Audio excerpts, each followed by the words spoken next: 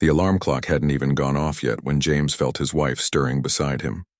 At 5:30 in the morning, their bedroom should have been peaceful and quiet. Instead, the sound of a leaf blower roared to life just outside their window. "What in the world?" Diana mumbled, pulling the pillow over her head. She had to be at school by 7 to prepare for her first period English class. But she wasn't supposed to wake up for another hour. James sat up in bed, his body still aching from the 12-hour shift he'd just finished at the hospital. Working as a nurse meant long nights on his feet, dealing with emergencies and caring for patients who needed him most. All he wanted was to get some rest before doing it all over again. The leaf blower grew louder, and then came the sound of metal clanging against metal. Through their thin curtains, James could see their neighbor moving around in his backyard. The man was dragging trash cans across the concrete, letting them bang and scrape with each step. "Is he serious right now?" Diana whispered, sitting up to look out the window. Their neighbor, a man in his 50s named Dave, was indeed in his backyard. But he wasn't just doing regular yard work. He was making as much noise as possible, and when he spotted James and Diana watching from their bedroom window, he didn't look embarrassed or apologetic. Instead, he stared right back at them and continued what he was doing. James rubbed his tired eyes. After working all night in the intensive care unit, dealing with everything from heart attacks to car accident victims, the last thing he needed was this kind of drama. His next shift started in just 10 hours, which meant he needed to sleep during the day. But now, wide awake and frustrated, he wondered if that would even be possible. "Maybe he doesn't realize how loud he's being," Diana said, though her voice carried doubt. She was always the optimistic one in their relationship, trying to see the best in people. It was one of the things James loved about her, even when he didn't share her faith in human nature. The couple had been living in this house for 3 years now. When they first moved to Maple Street, they thought they'd found the perfect neighborhood. The houses were well maintained, the streets were safe, and most of their neighbors seemed friendly enough. James and Diana had worked hard to buy their first home together. James had put himself through nursing school while working part-time jobs, and Diana had spent years substitute teaching before landing her permanent position at Roosevelt High School. They'd saved every penny they could, cutting back on everything from eating out to new clothes. When they finally had enough for a down payment, they spent months looking at houses, driving through different neighborhoods on weekends. This house had felt right the moment they walked through the front door. It had a small but cozy living room, a kitchen with enough space for Diana to bake her famous chocolate chip cookies, and a backyard where they could barbecue with friends. The neighborhood seemed quiet and peaceful. During their house hunting visits, they'd seen children playing in front yards, neighbors chatting over fences, and dog walkers strolling down the sidewalks. It felt like the kind of place where people looked out for each other. Dave had lived next door for over a decade, according to the previous homeowners. They'd mentioned he was a bit of a loner, but generally kept to himself. In the beginning, that seemed true. Dave would nod if they passed each other getting the mail, but he rarely made conversation. James and Diana figured he was just a private person, which was fine with them. But lately, something had changed. The leaf blower finally stopped, and for a moment, James thought maybe Dave was finished with whatever he was doing. The brief silence felt like a gift, but then came the sound of a lawnmower starting up. "He's mowing his lawn at 5:45 in the morning," Diana said, incredulous. "Who does that?" James looked out the window again. Dave was pushing a gas-powered mower back and forth across a lawn that didn't look like it needed cutting. The grass was short and neat, the kind that landscaping companies maintained for people who cared more about property values than gardening. "Maybe something's wrong with him," Diana suggested. "Maybe he's having some kind of breakdown or something." James wanted to believe that. He wanted to think there was some reasonable explanation for why their neighbor was making so much noise so early in the morning. But something about the way Dave had looked at them through the window bothered him. There had been something deliberate in that stare, something that felt almost challenging. The mowing continued for another 20 minutes. Back and forth over the same small patches of grass. James tried to go back to sleep, but every time he started to drift off, the sound would jolt him awake again. Diana gave up entirely and got out of bed. "I might as well get ready for work," she said, though she still had plenty of time before she needed to leave. "There's no point trying to sleep through this." She walked to the bathroom, and James heard the shower turn on. He lay there for a few more minutes, listening to the mower and wondering what he should do. Part of him wanted to go outside and ask Dave what was going on. Another part of him wanted to call the police and report a noise complaint. But mostly he just wanted to sleep. James had grown up in a house where his parents taught him to handle problems directly. If someone was bothering you, you talked to them. You worked things out like adults. But he'd also learned, through years of experience, that sometimes talking didn't solve everything. Sometimes people had their minds made up about you before you even opened your mouth. When the mower finally stopped, James felt a wave of relief wash over him. Maybe now he could get a few hours of sleep before his body demanded that he get up and start getting ready for another night at the hospital. But the relief didn't last long. Within minutes, Dave started up a weed trimmer. The high-pitched whining sound cut through the morning air like a buzzsaw. James could hear it clearly even with the windows closed and the air conditioning running. Diana came out of the bathroom, already dressed for work even though she still had over an hour before she needed to leave. "This is ridiculous," she said. "Nobody does yard work this early unless they're trying to wake up the whole neighborhood." James nodded, finally admitting to himself what he'd been trying to avoid thinking. This wasn't about yard work or home maintenance. This was about something else entirely. He got out of bed and walked to the window, moving the curtain aside just enough to see outside. Dave was trimming weeds along his fence line, the fence that separated his property from theirs. But he wasn't just trimming. He was working on sections that didn't have any weeds, running the trimmer back and forth over bare patches of dirt. When Dave noticed James watching, he looked up and made direct eye contact again. This time there was no mistaking the message. Dave wasn't embarrassed about the noise. He wasn't apologetic about waking up his neighbors. If anything, he seemed satisfied with the disruption he was causing. James felt a knot forming in his stomach. After 3 years of peaceful coexistence, something had shifted in their neighborhood dynamic. And he had a sinking feeling that this was just the beginning. The following Saturday morning brought no relief. James had just finished another exhausting night shift at the hospital when he pulled into his driveway at 6:45 a.m. All he wanted was to take a quick shower and fall into bed for a few hours of much-needed sleep. He'd barely made it through his front door when the noise started again. This time it was a power drill. The sound echoed across the quiet neighborhood as Dave worked on what appeared to be a completely unnecessary fence repair project. James watched from his living room window as his neighbor deliberately chose the section of fence closest to their bedroom to begin his work. Diana was already awake, sitting at the kitchen table with a cup of coffee and a frustrated expression. "He's been out there for 10 minutes, she said without looking up from her phone. "I was going to sleep in today, but apparently that's not happening." James felt the exhaustion weighing heavily on his shoulders. Working in the hospital's intensive care unit meant dealing with life and death situations all night long. He'd spent the last 12 hours monitoring patients, administering medications, and helping families through some of the worst moments of their lives. His body and mind needed rest to function properly. "This is getting ridiculous," he said, collapsing into the chair across from Diana. "Normal people don't do construction work at 7 in the morning on weekends." But as the days went by, James and Diana started to notice something that made the situation even more troubling. The noise didn't happen randomly. It followed a very specific pattern. Every time James came home from a night shift, Dave would find something loud to do outside. Every time they had friends over for dinner or a barbecue, the power tools would come out.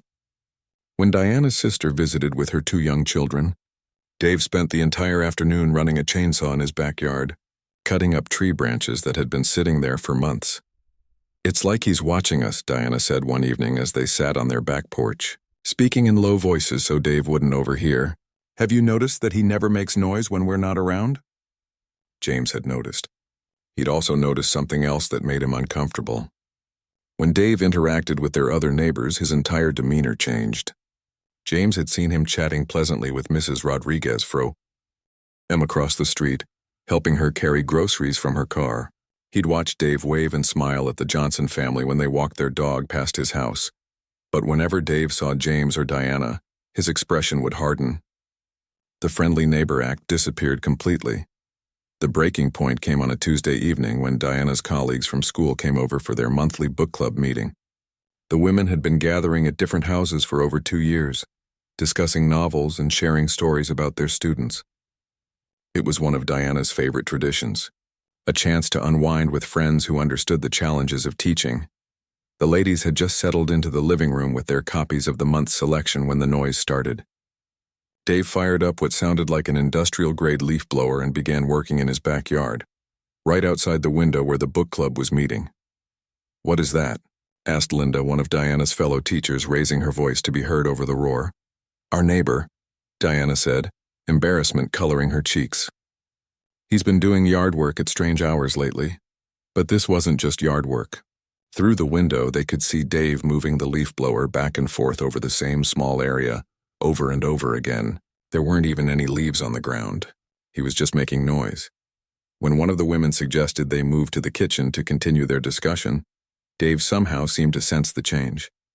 Within minutes, he'd moved his operation to the side yard, directly outside the kitchen window. The book club meeting ended early.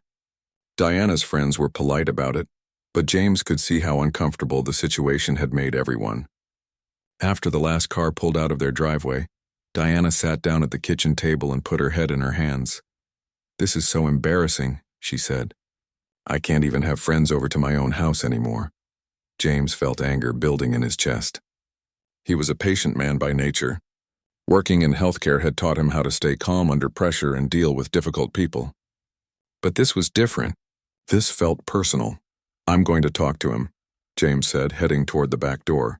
"Wait," Diana called after him. "Maybe that's not a good idea right now. You're upset, and I don't want this to turn into a bigger problem." James stopped with his hand on the doorknob. Diana was right. He was upset, and confronting Dave while angry probably wouldn't solve anything. But ignoring the problem wasn't working either. The next morning, Diana decided to try a different approach. She waited until she saw Dave getting his newspaper from the front yard, then walked over with what she hoped was a friendly smile. "Good morning, Dave," she said. "I hope you don't mind me mentioning this, but James works night shifts at the hospital, and he really needs to sleep during the day. I was wondering if maybe you could do your yard work a little later in the morning. I know it's your property and you can do what you want, but it would really help us out." Dave looked at her for a long moment without speaking. When he finally responded, his voice was cold and dismissive. "People need to learn to adjust to neighborhood life," he said. "I've been living here a lot longer than you folks. I do my yard work when I want to do my yard work." The way he said "you folks" made Diana's stomach turn. There was something loaded in those words, something that made her feel unwelcome in her own neighborhood. "I understand," she said, trying to keep her voice steady. "I was just hoping we could work something out."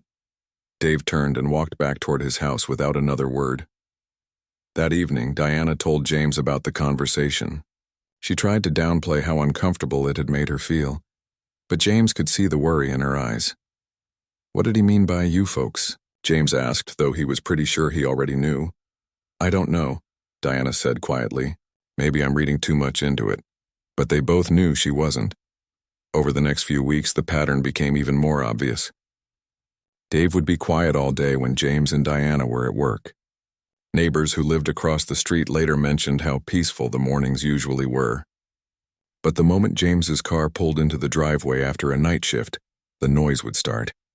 It wasn't just the timing that bothered them. It was the way Dave would position himself so they could see him through their windows. It was the way he would make eye contact and continue whatever loud activity he was doing. It was the deliberate nature of it all. James started documenting the incidents, writing down dates and times in a small notebook. Diana began taking photos and videos with her phone, though she wasn't sure why. Something told her they might need evidence eventually. Their other neighbors started to notice too. Mrs. Chen, an elderly woman who lived on the other side of Dave's house, mentioned to Diana that she'd never heard so much noise during morning hours before. "He used to be so quiet," she said, shaking her head. "I don't know what's gotten into him lately." But James and Diana were starting to suspect they knew exactly what had gotten into him. The question was what they were going to do about it. The situation was affecting more than just their sleep. Diana found herself dreading coming home from work, wondering what kind of scene would greet her. James was having trouble staying asleep during the day, which made his job at the hospital even more challenging. Friends stopped suggesting they host gatherings at their house. Family members began choosing restaurants over home visits when they wanted to spend time together. Their peaceful neighborhood was becoming a source of stress and anxiety, and Dave seemed to be enjoying every minute of it. As James lay in bed one morning, listening to the sound of a hedge trimmer right outside his window at 7 a.m., he realized that polite requests and hoping for the best weren't going to solve this problem. Something had to be done. The morning that changed everything started like so many others had over the past 2 months. James dragged himself through the front door at 7:15 a.m. after another brutal night in the ICU.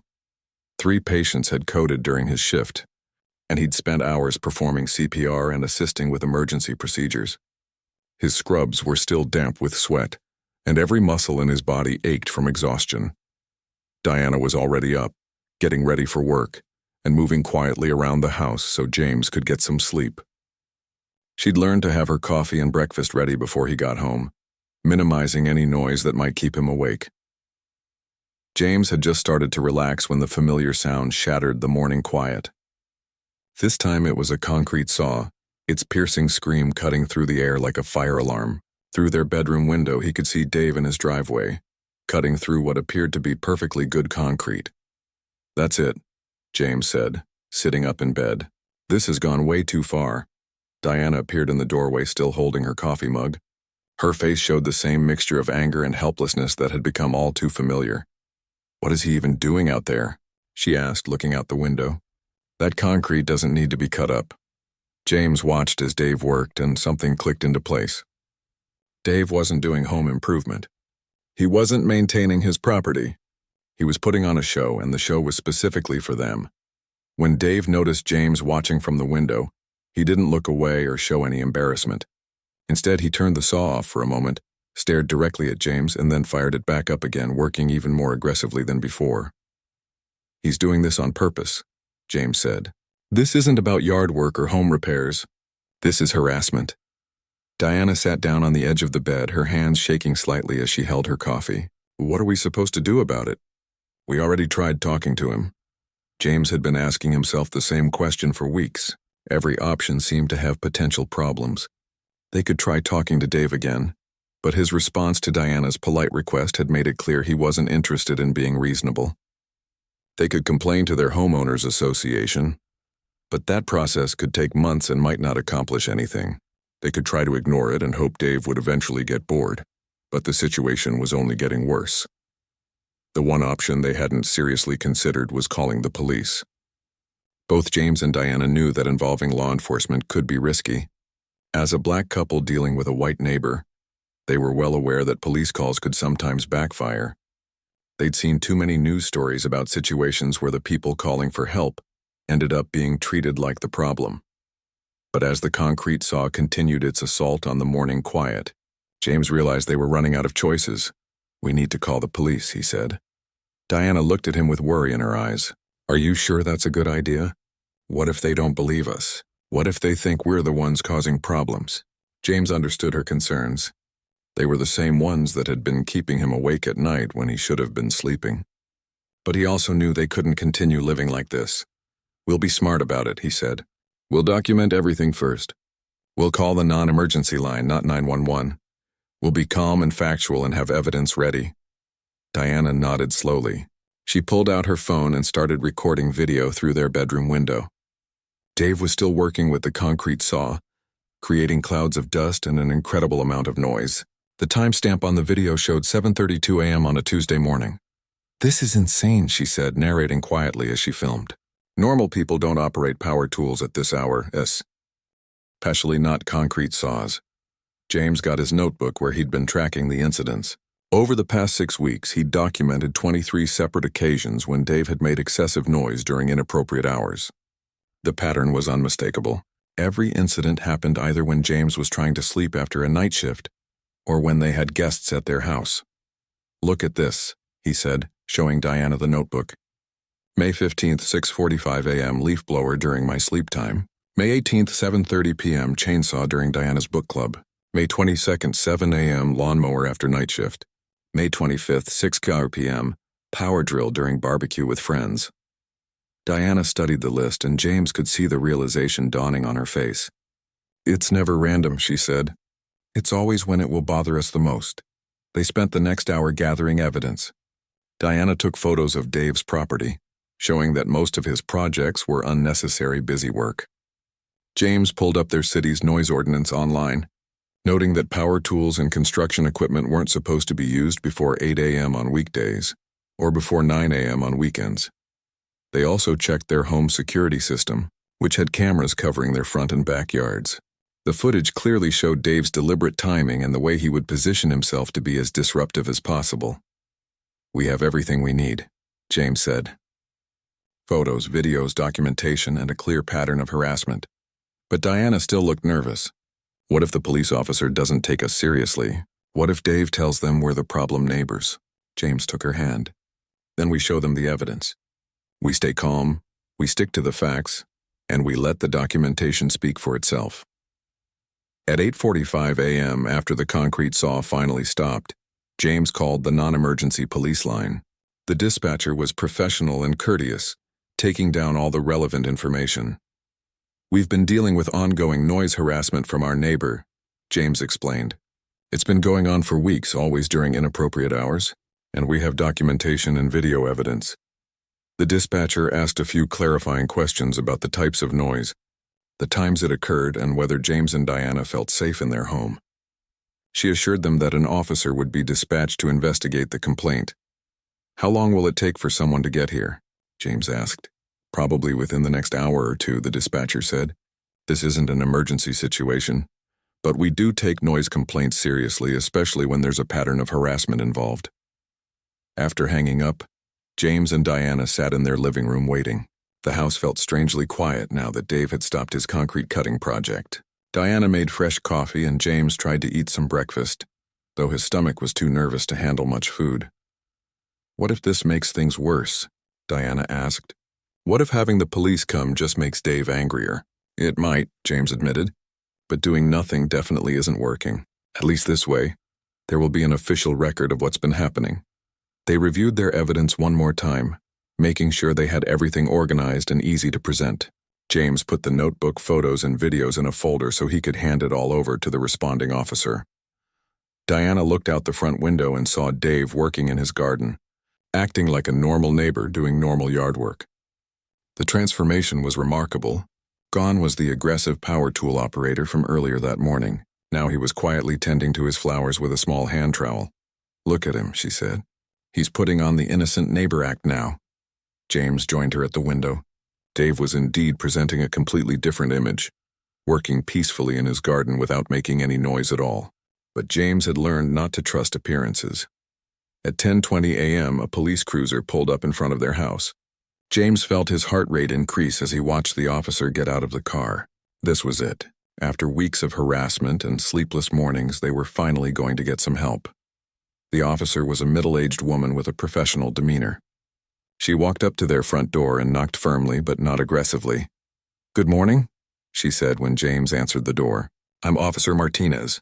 I understand you folks have been having some noise issues with your neighbor." James invited her in and he and Diana presented their case as calmly and factually as they could. They showed her the documentation, the photos, the videos, and the city noise ordinances that were being violated. Officer Martinez listened carefully, taking notes and asking thoughtful questions. She seemed genuinely interested in understanding the situation rather than just rushing through the call. "This is very thorough documentation," she said, reviewing James's notebook. "And the pattern you've identified is concerning. This doesn't look like normal neighbor disputes over occasional noise. This looks deliberate." James felt a wave of relief. The officer was taking them seriously and seemed to understand what they were dealing with. "I'd like to speak with your neighbor next," Officer Martinez said. "Can you point out which house is his?" James and Diana watched from their front window as the officer walked next door to Dave's house. This was the moment of truth. Everything they'd been dealing with for the past 2 months had led to this conversation. Dave answered his door with a smile, greeting Officer Martinez like an old friend. From their window, James and Diana could see him gesturing toward his garden and shrugging his shoulders, as if he couldn't imagine what the complaint could possibly be about. The conversation lasted about 15 minutes. James and Diana couldn't hear what was being said, but they could see Dave's body language changing as the discussion continued. His friendly demeanor started to slip, and by the end of the conversation, his arms were crossed and his face showed clear irritation. Officer Martinez walked back to their house with a serious expression. "Well," she said, "that was certainly interesting." Officer Martinez settled into the chair James offered her in their living room, her expression thoughtful as she reviewed her notes from the conversation with Dave. "Your neighbor had some very interesting things to say." She began, looking between James and Diana. "At first, he was all smiles and charm, telling me about his garden and how he likes to keep his property well maintained. But when I mentioned the specific noise complaints and showed him some of your documentation, his whole attitude changed." James felt his heart beating faster. "What did he say?" "Well, that's where things got concerning," Officer Martinez continued. "When I asked him about operating a concrete saw at 7:30 this morning, he didn't deny it. Instead, he said he has every right to work on his own property whenever he wants. When I explained the city noise ordinances, he got defensive and started making comments about how some people need to learn to adapt to neighborhood life." Diana leaned forward. "He said something similar to me when I tried to talk to him about James's work schedule. But then it got worse," the officer said. "When I pressed him about the timing of these activities, particularly how they always seem to happen when Mr. James is trying to sleep or when you have guests, he became agitated. He started talking about how the neighborhood has been changing and how some people don't understand how things work around here." James felt a chill run down his spine. Those weren't just random complaints about noise or property rights. Those were coded phrases that carried much deeper meaning. Officer Martinez continued, "I've been doing this job for 12 years, and I've learned to recognize certain patterns of speech. When people start talking about neighborhoods changing and certain types of people not understanding how things work, they're usually not talking about noise ordinances." "So you think this is about more than just being an inconsiderate neighbor?" Diana asked, though her voice suggested she already knew the answer. "I think your documentation tells the story pretty clearly," Officer Martinez said. "The timing is too specific to be coincidental. The escalation pattern is too deliberate. And frankly, his responses to my questions raised some red flags." She flipped through her notepad and read directly from her notes. "When I asked him why he chooses to do his loudest work during early morning hours when most people are sleeping, he said, and I quote, 'Maybe certain people should have thought about that before they decided to move somewhere they don't fit in.'" James felt anger rising in his chest, but he forced himself to stay calm. "Did he actually say that?" "Those were his exact words," Officer Martinez confirmed. "And when I asked him to clarify what he meant by certain people, he backtracked and said he was talking about people who work night shifts. But the way he said it and the context of everything else made it pretty clear he wasn't just talking about work schedules." Diana shook her head in disbelief. "We've lived here for 3 years without any problems. This only started happening recently. Can you think of anything that might have triggered this change in behavior?" Officer Martinez asked. "Did you have any specific interactions with him? Any disputes over property lines or anything like that?" James and Diana looked at each other, trying to think of what might have set Dave off. Then Diana remembered something. "About 3 months ago, we had a barbecue for James's promotion at the hospital," she said. "It was the first time we'd had a big group of people over, maybe 15 or 20 friends and family members. Were most of your guests?" Officer Martinez paused delicately. "Black? Yes," James said.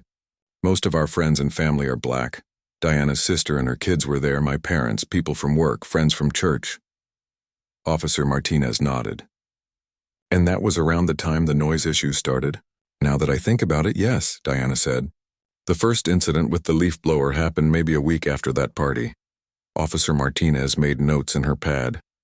"That timeline fits with what I'm seeing here. Sometimes people can coexist peacefully until something makes them uncomfortable about their neighbors.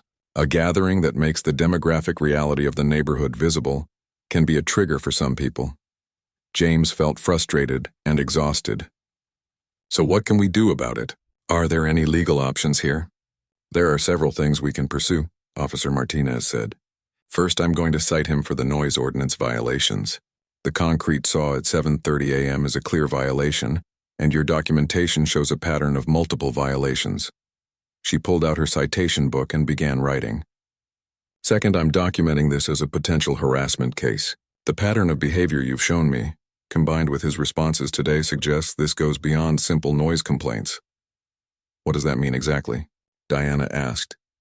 It means there's now an official record of targeted harassment, Officer Martinez explained. If this behavior continues, any future incidents will be viewed in the context of this established pattern. That makes it easier to pursue more serious charges if necessary. James felt some relief but also worry about potential retaliation. What if this makes him angrier? What if he escalates? That's a valid concern, Officer Martinez acknowledged. But in my experience, having an official record and citations often makes people think twice before continuing problematic behavior. Most people don't want to risk more serious legal consequences. She finished writing the citation and stood up. I'm going to go serve this to your neighbor now. I'll also be having another conversation with him about harassment laws and what can happen if this behavior continues. James and Diana watched from their window as Officer Martinez walked back to Dave's house. This time, Dave's demeanor was completely different when he answered the door. Gone was the friendly neighbor act. His body language was tense and defensive from the moment he saw the officer. The conversation lasted much longer this time, nearly 25 minutes. They could see Dave getting increasingly agitated, gesturing angrily and at one point stepping out onto his porch as if he was trying to intimidate the officer with his presence. But Officer Martinez remained calm and professional throughout the interaction. She handed him the citation, pointed to specific sections, and continued talking in a measured tone, even as Dave's voice rose loud enough for James and Diana to hear through their closed windows. When Dave finally went back inside and slammed his door, Officer Martinez returned to their house. How did that go? James asked as he let her back in. About as expected, she said with a slight smile. He wasn't happy about the citation, and he was even less happy when I explained the harassment laws to him. He tried to argue that he wasn't doing anything wrong, but when I read back some of his own statements from our earlier conversation, he realized how they sounded. Did he say anything else concerning? Diana asked. Officer Martinez hesitated for a moment, then decided to be direct. He made several more comments that reinforced my impression that this is about more than noise. He complained about property values being affected by certain types of people moving into the neighborhood. He said something about how things used to be peaceful before they moved in. James shook his head. Unbelievable. The good news is that he's now been officially warned, Officer Martinez said. I made it very clear that any continuation of this harassment pattern would result in more serious charges. I also mentioned that you have excellent documentation, which means any future incidents will be easy to prove. She handed James her business card. If this happens again, call me directly. Don't wait weeks or months hoping it will stop. Document everything like you've been doing and call me immediately. Thank you so much for taking this seriously, Diana said. We weren't sure anyone would believe us. Unfortunately, I see this kind of thing more often than I'd like, Officer Martinez said. Targeted harassment disguised as property disputes or noise complaints. The key is the documentation you put together. Without that evidence showing the pattern, it would be much harder to prove what's really going on. After Officer Martinez left, James and Diana sat in their living room feeling a mixture of relief and anxiety. On one hand, they finally had official validation that what they were experiencing was real and wrong. On the other hand, they worried about what Dave might do next. Do you think he'll stop now? Diana asked. I hope so, James said. But something tells me this isn't over yet. They didn't have to wait long to find out. Around 2 p.m., while James was finally trying to get some sleep before his next shift, they heard Dave's garage door opening and closing repeatedly. Each time he would rev his motorcycle engine loudly before shutting it off again. Diana looked out the window and saw Dave watching their house, clearly trying to see if anyone would react to the noise. When he spotted her in the window, he revved the engine even louder. She picked up Officer Martinez's business card and started dialing. Officer Martinez arrived at James and Diana's house within 30 minutes of Diana's call. This time she wasn't alone. A second officer, Sergeant Williams, accompanied her to the door. So he started up again immediately after I left this morning, Officer Martinez asked as she reviewed Diana's new video evidence. Within 4 hours, Diana confirmed. And this time he was clearly watching to see our reaction. When he saw me at the window, he made the noise even louder. Sergeant Williams, an older officer with gray hair and a serious expression, studied the timeline James had created. This shows a clear pattern of retaliation, he said. That's actually worse for him legally than the original harassment complaint. The two officers walked next door to Dave's house together. This time, James and Diana could hear raised voices through their windows. Dave was arguing loudly, claiming he had rights as a property owner and that he was being unfairly targeted, but his protests fell on deaf ears. When the officers returned 20 minutes later, Officer Martinez was holding a second citation. Retaliation harassment, she explained, plus another noise violation. I also informed him that any further incidents would result in his arrest for criminal harassment. Sergeant Williams added, "We've also contacted your homeowners association to make them aware of the situation. They need to know they have a resident who's creating legal liability for the community." James felt a weight lifting from his shoulders. For the first time in months, it seemed like someone was taking their situation seriously and actually doing something about it, but the real surprise came the next morning. James had just gotten home from his shift and was preparing for bed when he heard a gentle knock on the front door. Diana answered it to find Mrs. Chen, their elderly neighbor from across the street. "I hope I'm not bothering you," Mrs. Chen said, "but I wanted to talk to you about what's been happening with Dave." Diana invited her in, and Mrs. Chen sat down in their living room with a manila folder in her hands. "I've been watching what's going on," she said quietly. "And I've been documenting things too." She opened the folder to reveal pages of handwritten notes, photographs, and even some video footage taken from her own security cameras.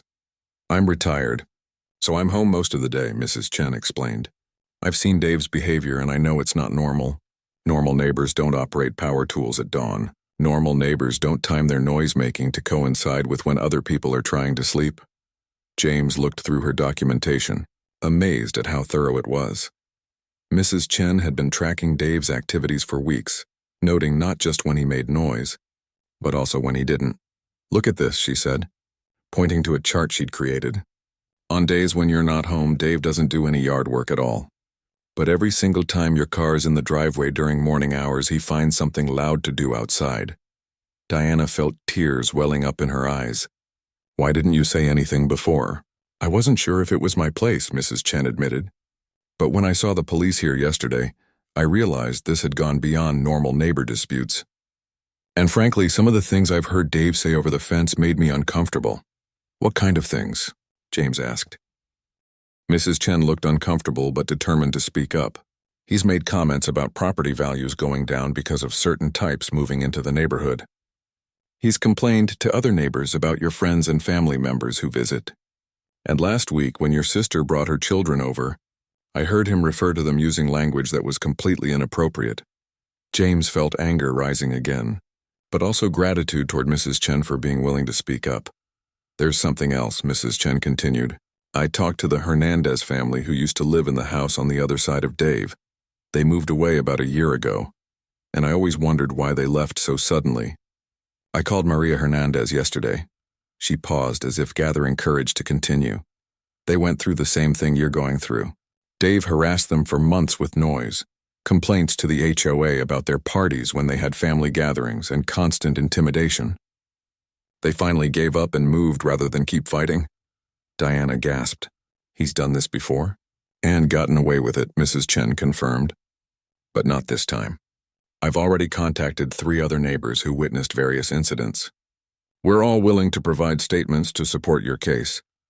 Over the next few days, something remarkable happened. Neighbors who had previously seemed oblivious to the situation began reaching out to James and Diana. The Johnsons from down the street stopped by to apologize for not speaking up sooner. The Rodriguez family offered to testify about Dave's inappropriate comments. Even some neighbors James and Diana had never formally met introduced themselves and offered support. "I had no idea this was happening," said Tom Bradley, who lived 4 houses down. "If I'd known, I would have said something. This kind of behavior doesn't represent what our neighborhood is about." The homeowners association moved quickly once they understood the scope of the problem. Dave received a formal written warning, followed by a mandatory hearing where multiple neighbors testified about his behavior. But the most significant change came from an unexpected source.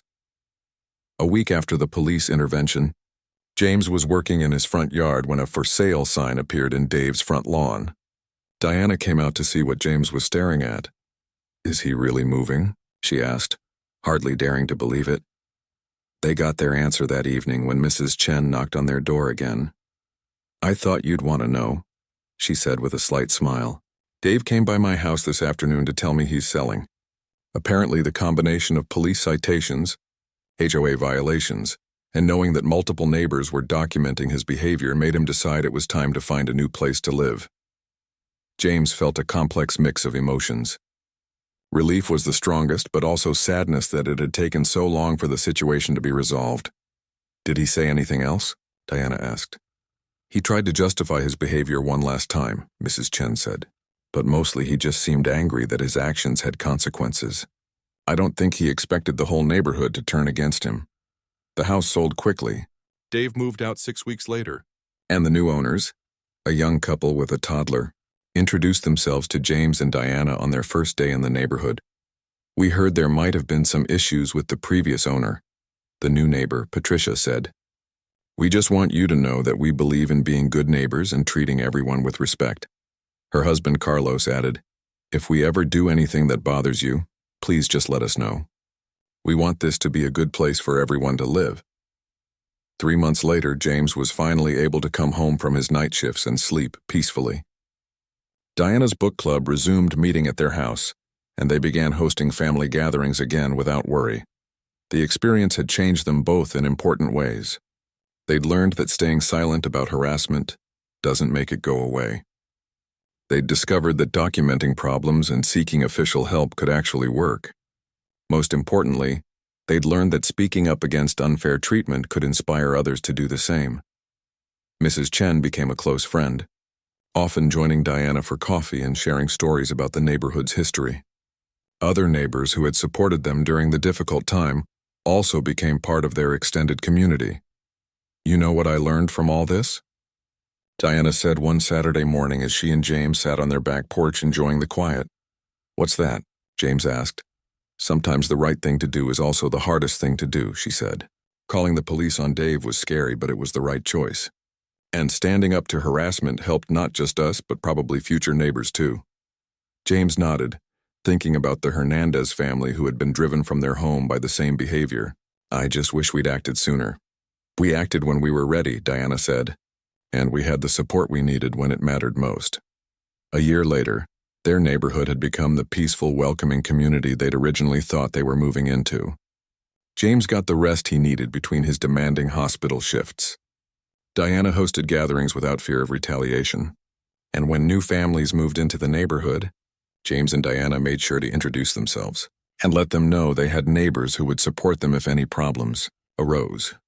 The experience had taught them that standing up for yourself isn't just about solving your own problems. Sometimes it's about making sure the same problems don't happen to the next person, and sometimes when you find the courage to speak up, you discover that you're not as alone as you thought you were.